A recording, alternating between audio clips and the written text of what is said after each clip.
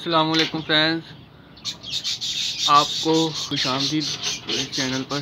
तो फ्रेंड्स, मेरी दाढ़ में दर्द था जिसकी वजह से मैं वीडियो नहीं बना रहा। इंशाल्लाह आज से वीडियो आया करेंगी।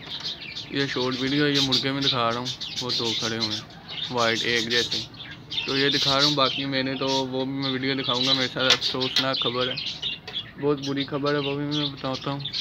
तो अगर वीडियो पसंद आई तो लाइक कर दे, शेयर कर दे, चैनल को सब्सक्राइब कर दे, साथ बेल आइकन करें उसे प्रेस कर दे।